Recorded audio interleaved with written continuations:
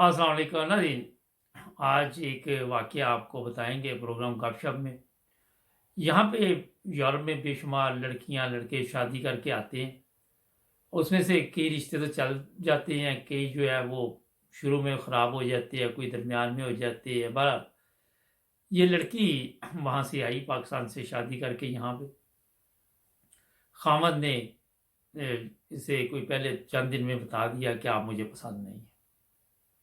और फिर ये कहती है कि ज़िंदगी जो है बड़ी मुश्किल शुरू होगी और मैंने भी अलहदा रहाइश इख्तियार की, साथ मैंने काम शुरू कर दिया।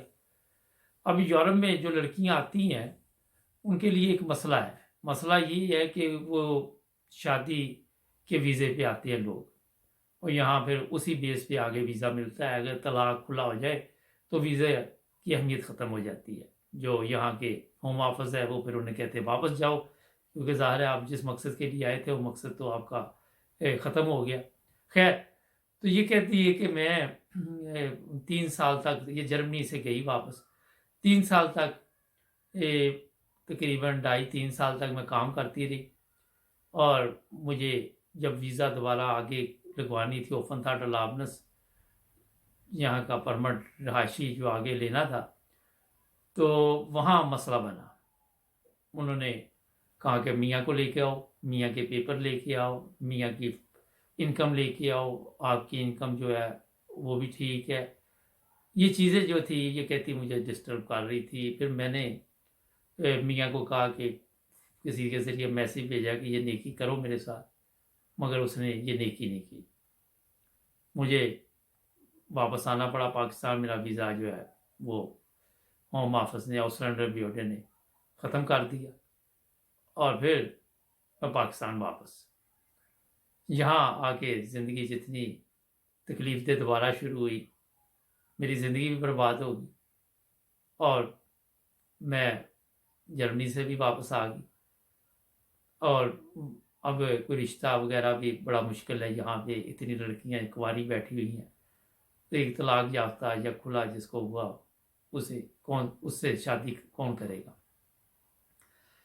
ये कहानी बड़ी लंबी होती है, मुख्तसर आपको बताते हैं ताकि आपको समझ आ जाए।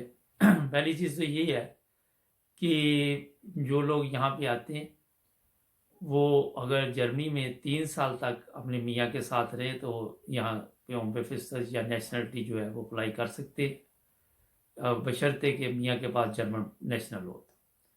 दूसरा ये है कि प्रॉब्लम जो इसने लिखी हुई है वो ये है कि इसके मियाँ ने और सिलेंडर भी उठे, होम ऑफिस खत भी लिखे कि अब ये मेरी बीवी नहीं है, फिर स्टैंडर्ड सम से भी लहदी हुई और ये चीज़ें फिर 3 साल पूरे नहीं करने देती।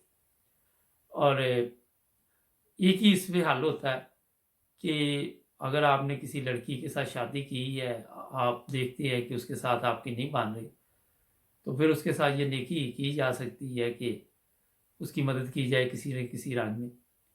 मगर जब रिश्ते ख़त्म हो जाते हैं, तो होता ये है कि मैं किसको नीचा दिखाऊं, और फिर वो इसी ज़िदबाज़ी में कई चीज़ें जो है वो अखलाकी तौर पे भी इंसान उनका ख्याल नहीं रखता।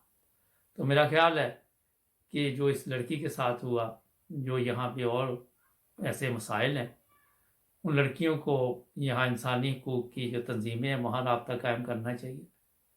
सियासी पनाह का भी ऑप्शन आपके पास होता है अगर पाकिस्तान में आपके हालात ठीक नहीं है, या किसी भी मुल्क से आए, तो बड़े तसल्ली के साथ और जज्बाती फ़ैसले नहीं करने चाहिए।